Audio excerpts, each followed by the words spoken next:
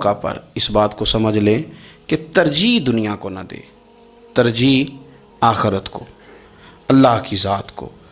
ہماری آخرت کس طرح ٹھیک ہو سکتی ہے، آخرت میں کامیاب کس طرح ہو سکتے ہیں، آخرت میں اللہ تعالیٰ کی رضا کیسے پا سکتے ہیں، اس کو ترجیح دینی چاہیے۔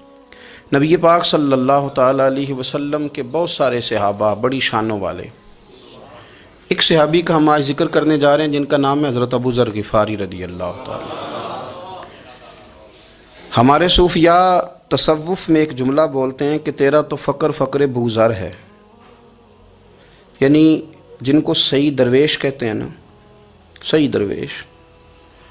مولا علی شیر خدا رضی اللہ تعالیٰ عنہ فرمایا کرتے دو ہی تو بندے ہیں جو رب کے رستے میں کسی شے کی پرواہ نہیں کرتے۔ حضور کون سے؟ فرمایا ابو ذر غفاری ہے اور دوسرے علی المرتضیٰ ہے۔ مولا علی فرمایا کرتے یہ نا مسلمانوں میں سے چوتھے یا پانچویں مسلمان ہیں۔ شروع سے ایک سلیم الطبع آدمی، کچھ لوگ طبعاً بڑے نفیس ہوتے ہیں، طبعاً اللہ کی طرف سے شروع سے ہی۔ ان کا جو قبیلہ تھا بنو غفار وہ راہزنی کرتا تھا، لوگوں کو لوٹ لیتا تھا۔ شروع میں یہ کام کیا لیکن جب کچھ لوگوں کی چیخیں کانوں میں گئیں تو چھوڑ دیا، فرمایا نہیں یار طبیعت نہیں مانتی۔ اور نبی پاک کا کلمہ پڑھنے سے پہلے ہی بتوں کی پوجا چھوڑ کے رب کی عبادت شروع کر دی۔ لوگ پوچھا کرتے تھے آپ عبادت تو کرتے تھے پر منہ کدھر کرتے تھے؟ فرماتے تھے جدھر وہ کرا لیتا تھا کر لیتے تھے۔ کسی نے انہیں بتایا کہ مکے میں ایک شخص ہیں جنہوں نے اعلان نبوت کیا ہے، آپ کی طرح کی باتیں کرتے ہیں۔ انہوں نے اپنے بھائی کو بھیجا، ان کا نام انیس تھا، پتہ کر کے واپس آئے، بھائی کہنے لگے ابو ذر، ان کا نام جندب ہے، اصل میں ذر ان کے بیٹے کا نام ہے اور کنیت سے زیادہ معروف ہیں، ابو ذر غفاری کہلاتے ہیں۔ فرماتے ہیں کہ بھائی نے آ کے بتایا کہ وہ نیکی کا حکم دیتے ہیں، برے کاموں سے منع کرتے ہیں، صلہ رحمی کا پیغام دیتے ہیں، لیکن لوگ سارے مخالف ہیں۔ یہ چیز بھی بڑی کاؤنٹ ہوتی ہے، اسے نہ کاؤنٹ کیا کریں۔ لوگوں کی ترجیحات بدلتی ہیں، صبح کچھ دوپہر کچھ شام کچھ، اسے نہ کاؤنٹ کریں۔ انہوں نے اس بات کو کاؤنٹ کر کے بتایا کہ لوگ ان کے جو ہیں نا وہ مخالف ہیں سارے۔ تو حضرت ابو ذر غفاری کہنے لگے مجھے تسلی نہیں ہوئی، میں خود جا کے پتہ کروں گا۔ کہتے ہیں مکہ شریف آیا تو کسی ایسے آدمی سے پوچھ بیٹھا، میں تو کچھ اور سمجھا تھا، وہ کچھ اور نکلا۔ مکے والوں نے بڑا مارا۔ مکے پہنچ کے پہلی جو چیز ملی وہ مار کھانے کی تھی۔ اب میں ڈرتے کسی سے پوچھتا ہی نہ، بھوک بھی بڑی تھی، رہنے کو جگہ نہیں تھی، حرم شریف میں لیٹا رہتا تھا۔ میرے نصیب دیکھو، مجھے ایک شخص نے آ کے ہلایا، کہنے لگے اگر مناسب سمجھیں تو میں آپ کو دیکھ رہا ہوں کافی دیر سے، آپ کوئی پردیسی ہیں، آپ کا اپنا مہمان نہ بنا لوں؟ تو میں نے کہا آپ کا کیا نام ہے؟ کہنے لگے میرا نام ہے علی ابن ابی طالب۔ کہتے ہیں مولا کائنات گھر لے گئے، کھانا بھی کھلایا، جگہ بھی دی سونے کو، خدمت بھی کی، لیکن چونکہ میں تو پہلے ایک سے پوچھ کے مار کھا بیٹھا تھا، میں نے پوچھا نہیں میں کدھر آیا ہوں۔ رات رہے، اگلی رات بھی رہے، لیکن میں نے بتایا نہیں میں کس کام آیا ہوں۔ حضرت ابو ذر غفاری رضی اللہ تعالیٰ عنہ کہتے ہیں خود ہی مولا علی نے پوچھا بتا سکتے ہو کیسے آئے ہو؟ میں نے کہا راز رکھ لو گے؟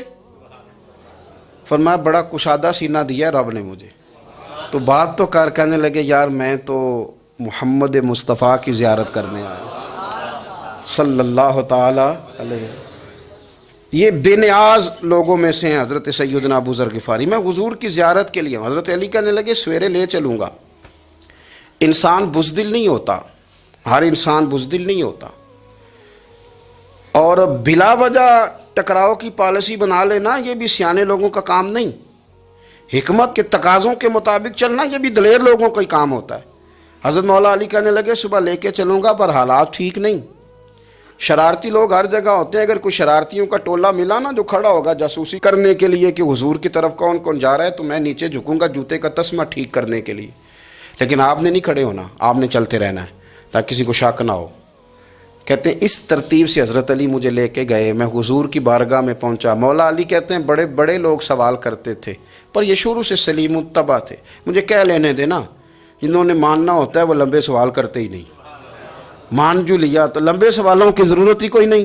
کہتے ہیں لوگ بڑے بڑے سوال کرتے تھے پر ابو ذر نے 2-3 باتیں ہی پوچھیں اور آگے جا کے کہنے لگے حضور ہاتھ بڑھائیں مجھے کلمہ پڑھائیں۔ نبی پاک صلی اللہ علیہ وسلم نے کلمہ پڑھایا، فرمایا باہر جا کے نا ابھی ذکر کرنا کہ تم مسلمان ہو گیا، یہ ماریں گے۔ عرض کی حضور انہیں مارنے دے، میں آیا بھی مار کھا نہیں ہوں۔ انہیں مارنے دے نا. پڑا فلک کو کبھی دل جلوں سے کام نہیں.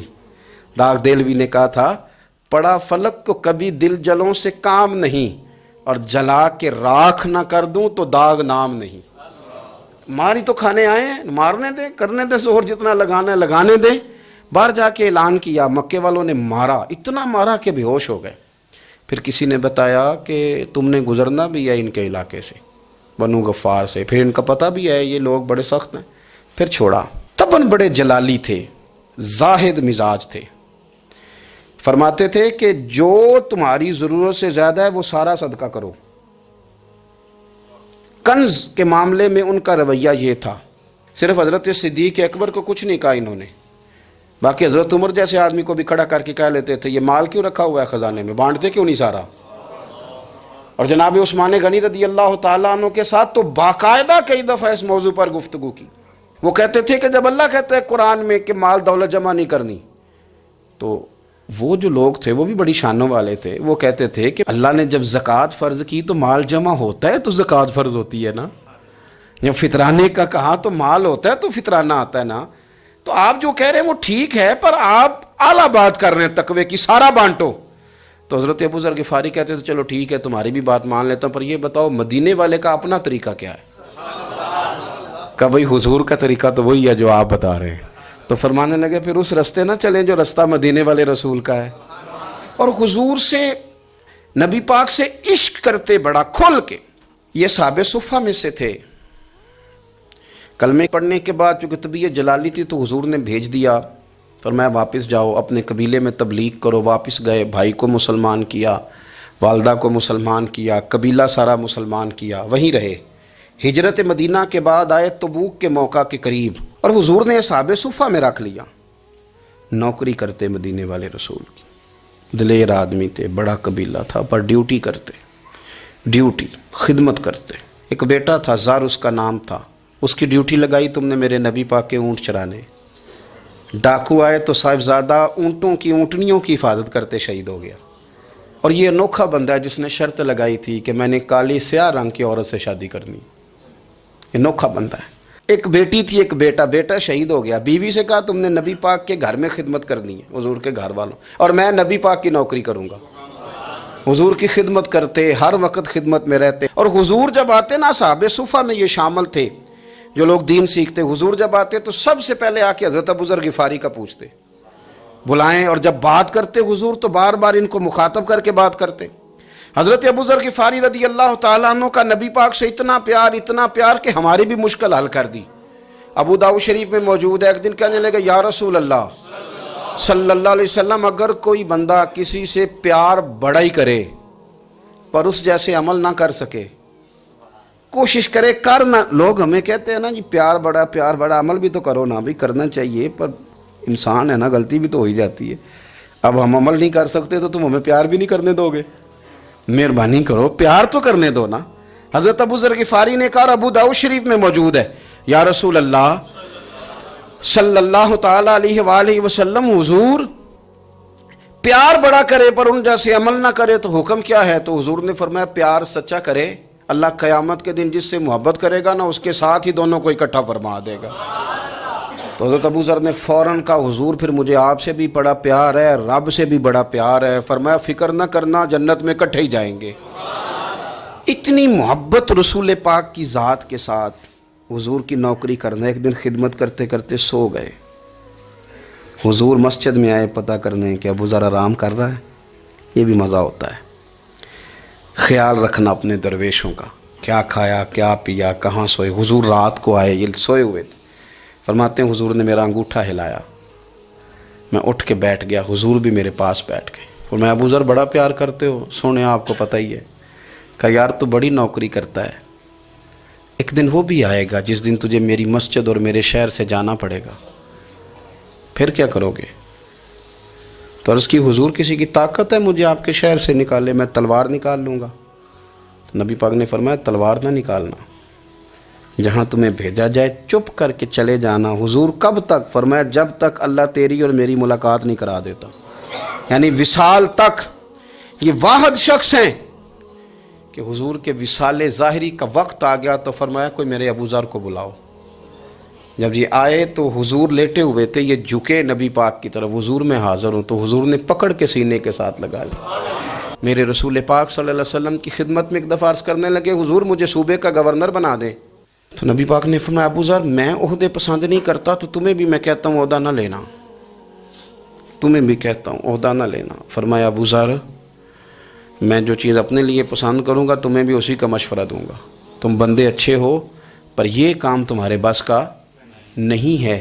بڑے زاہد آدمی میرے رسول کریم صلی اللہ تعالیٰ علیہ وآلہ وسلم نے ان کے بارے میں فرمایا جس طرح نبیوں میں حضرت عیسیٰ علیہ السلام ہوئے، حضرت عیسیٰ دیکھیں نا، انبیاء میں اللہ تعالیٰ نے ہر قسم کی عظمت نبیوں کو دیں۔ جناب سلیمان علیہ السلام کا تو تخت بھی ہوا میں اڑتا تھا، جن تک تابع دار تھے، اور نبیوں میں حضرت عیسیٰ بھی ہیں جن کے پاس گھر بھی کوئی نہیں، شادی بھی کوئی نہیں کی، اینٹ سرانے رکھ کے تکیہ بناتے، ایک ان کے پاس کنگھی تھی اور ایک پیالہ تھا۔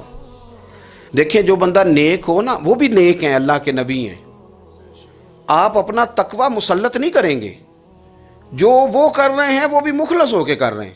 حکومتیں جو چلانی ہیں تو وہ کس نے چلانی ہے؟ اگر نیک بندے نہیں آئیں گے تو غلط لوگ آئیں گے، قوموں پہ ظلم کریں، وہ بھی اپنی جگہ ٹھیک ہے، لیکن یہ جو کر رہے ہیں یہ بات بھی اپنی جگہ بالکل ٹھیک ہے۔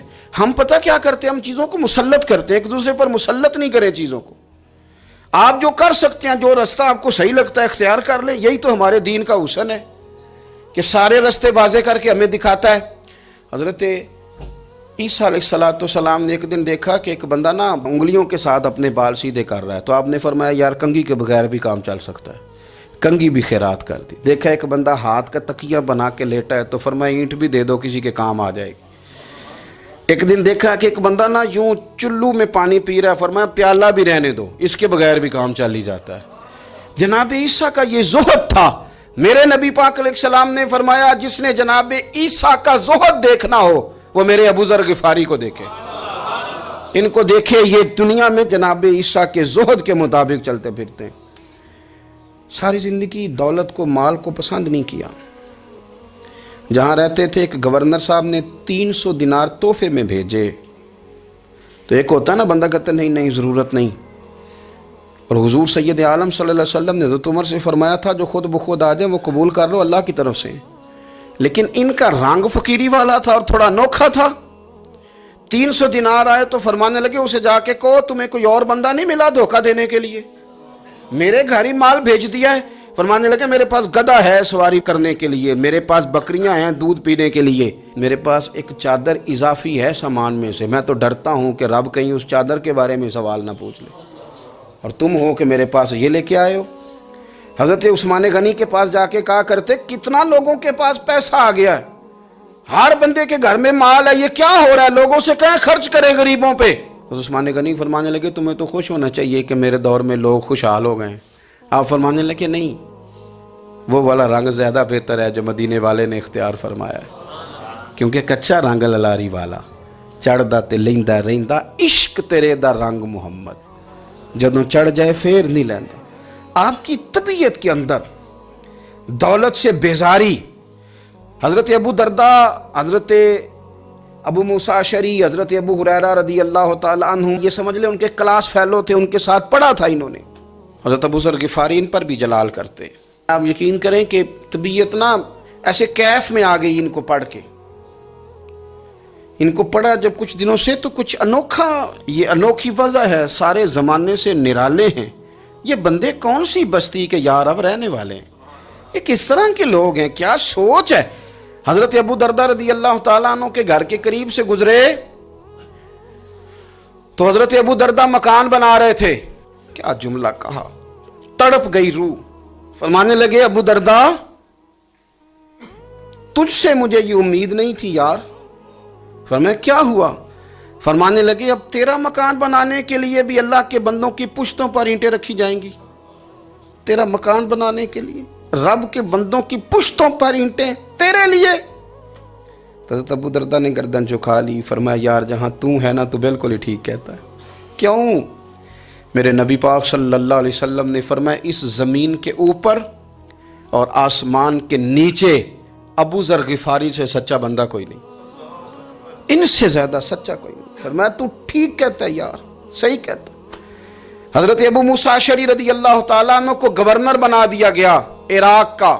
اب حضرت ابو موسیٰ اشعری صحابہ میں ایک بڑے جلیل القدر صحابی ہیں، اور ان کی عظمتیں، رفعتیں، بلندیاں کیا کہنا، بڑی گہری دوستی تھی۔ لیکن جب وہ گورنر بن گئے نا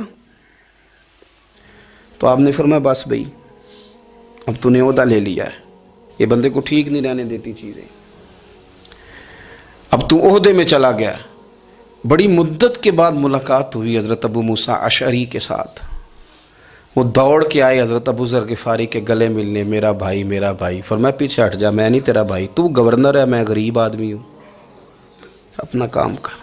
پھر دوڑ کے آئے، فرمایا ابو ذر تو میرا بھائی ہے یار، اکٹھے پڑھتے تھے حضور۔ فرمایا نہیں، جا تو نہیں میرا۔ پھر آئے، جانتے تھے نا یہ سچا بندہ ہے، یہ سچا بندہ ہے، یہ تقریروں والا نہیں، صرف وعظوں والا نہیں، اس کے اندر بھی بڑی سچائیاں ہیں۔ قریب آئے، آ کے کہا یار تو میرا بھائی ہے، میرے سینے لاگ۔ فرمانے لگے تو تیسری بار آیا ہے، مومن ہے، میں منہ نہیں موڑ سکتا، پر پہلے مجھے بتا گورنر بننے کے بعد تو نے مکان کتنے بنائے، باغ کتنے لگائے، چکیاں کتنی لگائیں، کتنے تو نے چیزیں بنائی ہیں، پہلے بتا۔ تو ابو موسیٰ اشعری نے ان کا ہاتھ پکڑا، رونے لگے، کہنے لگے جس محبوب سے تو نے تربیت لی ہے میں بھی انہی کا نوکر ہوں، جن کپڑوں میں میں عراق گیا تھا میرے آج بھی وہی ہیں یار۔ کیا بات کرتا ہے تو، میرے وہی ہیں۔ مجھے بتا اگر یہ عہدے خدمت کے ہم نہیں لیں گے تو پھر کیا ظالموں کو دیں گے، غیروں کو دیں گے؟ نہ کر، کچھ نہیں بنایا۔ حضرت سیدنا ابو موسیٰ اشعری رضی اللہ تعالیٰ عنہ روئے، اور جب کہا نا کوئی شے نہیں میرے پاس، تو فرمایا اچھا چل آ جا، پھر سینے لگ جا، تو واقعی میرا بھائی ہے۔ پھر حضرت ابو ذر غفاری نے محبت فرمائی، وہ درویشی، وہ فقیری، وہ سادگی، وہ نورانیت، وہ دل کے ساتھ اندر۔ ہمارے تو بہت سارے لوگ ہیں جو کہتے ہو کہاں لے جانا ہے مال، کیا ضرورت ہے مال کی، ہر وقت مال کی مخالفت کرتے ہیں، لیکن دل ان کا کہتا ہے کہ آئے صحیح، کسی طریقے سے پہنچے صحیح۔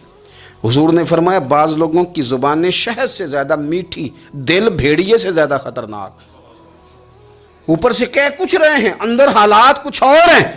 لیکن حضرت ابو ذر غفاری رضی اللہ تعالیٰ عنہ دوری دولت سے، آپ فرماتے کیوں ہیں لوگوں کے پاس مال، کس لیے اتنا مال جمع کیا ہے؟ کیا ساری غریبی ختم ہو گئی ہے، غربت مٹ گئی ہے ساری؟ کیوں لوگ مال بناتے ہیں؟ ایک اور آپ کی کلاس فیلو تھے جو بصرے کے گورنر بنے، عبداللہ بن عامر رضی اللہ تعالیٰ۔ ایک صاحب سے ملاقات ہوئی، جناب نافع تائی ان کا نام تھا، تو ابو ذر غفاری سے وہ بڑے شوق سے ملنے آئے، حضور کے صحابی سمجھ کر کے۔ فرمایا کہاں کے رہنے والے ہو؟ کہا میں تو بصرے کا رہنے والا ہوں۔ فرمایا وہاں میرے ایک کلاس فیلو ہیں عبداللہ بن عامر، کہا وہ تو آج کل گورنر ہیں۔ فرمایا میرا ایک پیغام دے دو گے اس کو جا کے؟ کہا حضور دے دوں گا۔ فرمایا اس سے جا کے کہنا تو گورنر بن کے بھی زندہ ہی ہے، اور میں پانی کا پیالہ پیتا ہوں، کھجور کھاتا ہوں اور رب کی عبادت کرتا ہوں، میں بھی تو زندہ ہی ہوں نا، تو بھی زندہ ہی ہے، اس سے آگے کچھ نہیں ہے، اور میں کھجور کھاتا ہوں، پانی کا پیالہ پیتا ہوں، میں بھی تو زندہ ہوں نا۔ اللہ اکبر۔ نافع تائی کہتے ہیں اس پیغام کی سمجھ نہیں آئی، لیکن میں لے کے گیا، عبداللہ بن عامر سے میری ملاقات ہوئی، تو میں نے کہا جی ایک پیغام دینا ہے، تو انہوں نے کچھ توجہ نہیں کی۔ جب میں نے بتایا نا کہ حضرت ابو ذر غفاری کا پیغام ہے، تو ان دونوں آنکھیں کھول دیں، کہنے لگے جلدی بتاؤ انہوں نے کیا کہا ہے۔ فقر اور درویشی کے رستے پہ چلنے والوں کے امام سیدنا ابو ذر غفاری نے کیا کہا ہے؟ تو کہتے ہیں مجھے پاس بٹھا لیا، شفقت فرمائی، کہنے لگے اب بتاؤ انہوں نے کیا کہا ہے؟ تو عرض کرنے لگے انہوں نے کہا ہے کہ تو گورنر ہے، تو بھی زندہ ہے، اور میں کھجور کھاتا ہوں، پانی پیتا ہوں، رب کو یاد کرتا ہوں، میں بھی تو زندہ ہی ہوں نا۔ کہنے لگے ایک دفعہ پھر کہا انہوں نے کہا تھا کہ میں کھجور کھاتا ہوں، پانی پیتا ہوں، عبادت کرتا ہوں، میں بھی تو زندہ، کہا ایک دفعہ پھر کہتے ہیں تیسری دفعہ کہا تو وہ اتنا روئے کہ انہوں نے چادر میں منہ چھپا لیا۔ کہنے لگے یار وہ ٹھیک ہی کہتا ہے، وہ صحیح کہتا ہے، اتنا مال، اتنے عہدے، اتنی چیزیں، اتنا کچھ جمع کر کے رکھا ہے، ان کا حساب دینا ان چیزوں کی اللہ کے حضور کیا عذر پیش کریں گے، کس طرح رب کی بارگاہ میں بتائیں گے کیا وجہ تھی، کن چکروں میں ہم نے زندگی گزار دی۔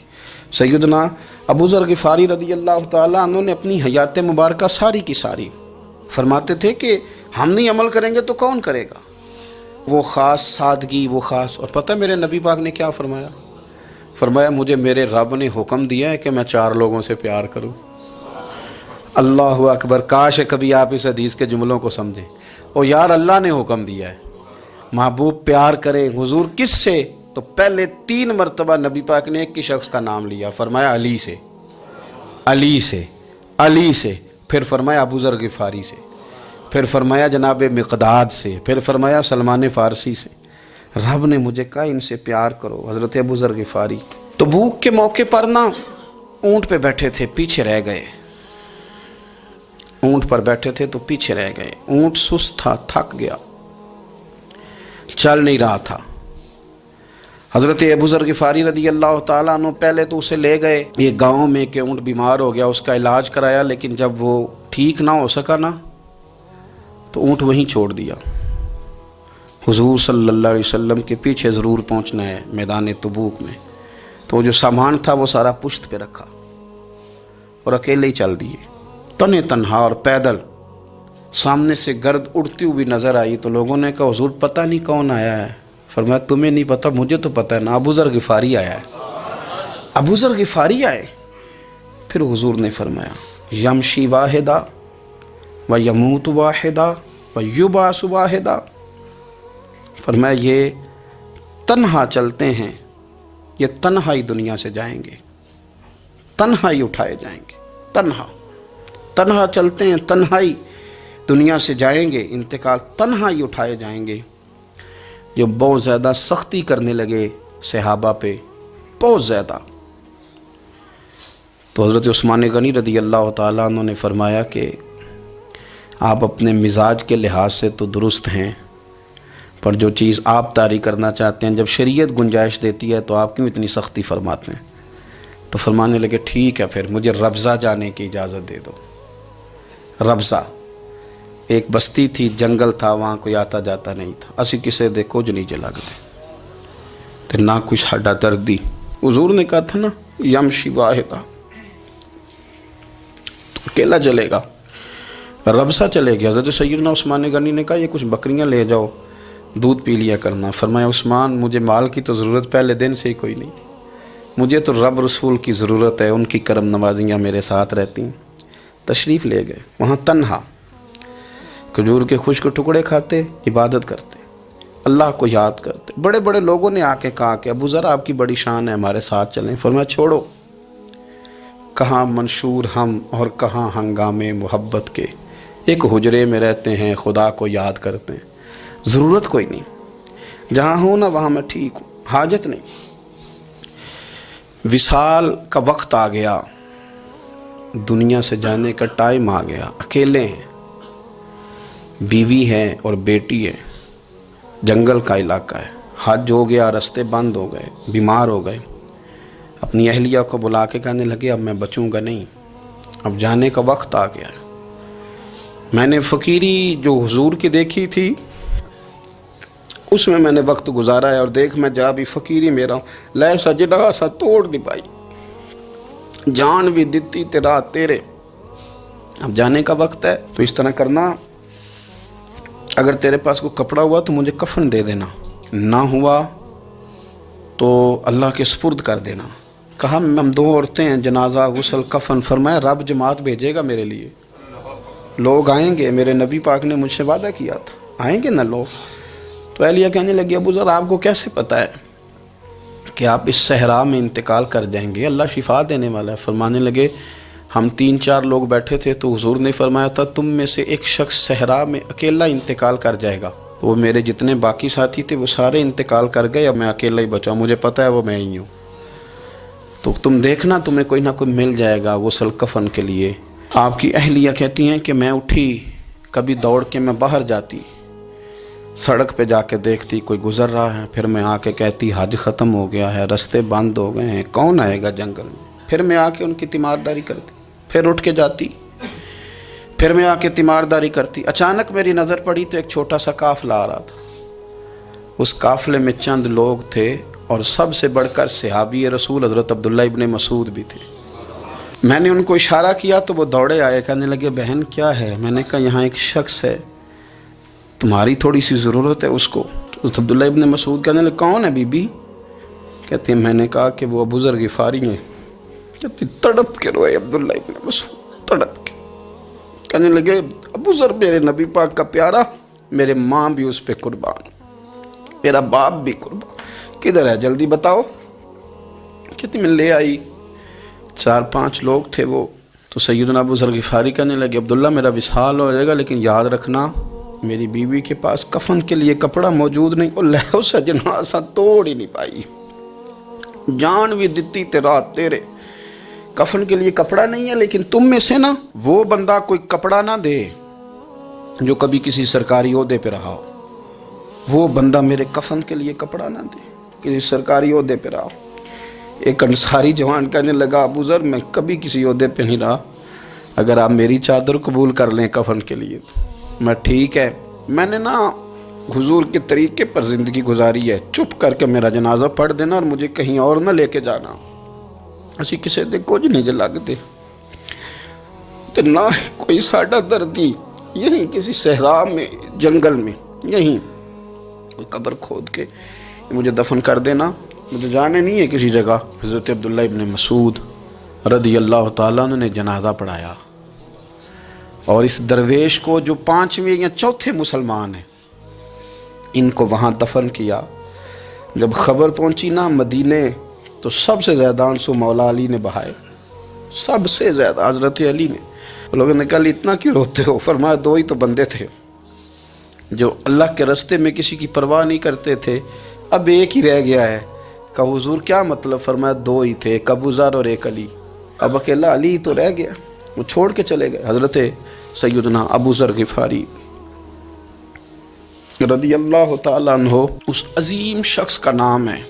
سردار قبیلے سے تعلق تھا, بڑے بہادر تھے, پر حضور کو فقیری میں دیکھا تو پھر زندگی اسی فقیری میں گزار دی, اسی فقیری میں, اسی طریقے میں وفا کر کے نا اسی رنگ میں گزار دی, انہی نقشوں پہ رہے. اگرچہ جائز تھا, بڑے بڑے لوگ تھے, بڑے بڑے لوگ تھے. حضرت عبد الرحمن ابن عوف بڑا مال تھا, حضور نے ان کو جنتی کہا, ان کے پیچھے نماز پڑھی, سب ٹھیک تھا. پر فرماتے تھے یار میں انکار نہیں کرتا, پر میرے نبی نے فقیری کی, حضور نے ایک وقت کھایا ایک وقت بھوک کاٹی, تم کس طرح بھر بھر کے پیٹ کھاتے ہو, تم کس طرح اتنی آسانیاں دیکھتے ہو. حضرت ابو ذر غفاری فرماتے تھے مجھے میرے نبی پاک نے 6 باتوں کی وصیت کی تھی. اپنے بچوں کو بھی بتاتے تھے, دوستوں کو بھی, 6 باتوں کی حضور نے وصیت کی تھی. سب سے پہلے حضور نے فرمایا تھا ابو ذر مسکینوں سے محبت کرتے رہنا. دوسرا نبی پاک صلی اللہ علیہ وسلم نے فرمایا تھا جب بھی دیکھنا نیچے والوں کو دیکھنا, اوپر والوں کو نہ دیکھنا. مالداروں جاگیرداروں پہ توجہ نہ کرنا, ذہن خراب ہوگا. نیچے دیکھنا, غریبوں کی طرف توجہ رکھنا. تیسرے نمبر پر نبی پاک صلی اللہ علیہ وسلم نے فرمایا تھا ہر حال میں حق بات کہنا اگرچہ وہ کڑوی ہو.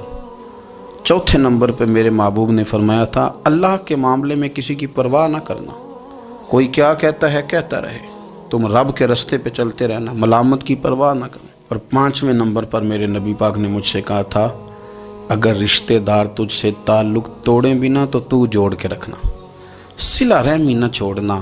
اور 6 نمبر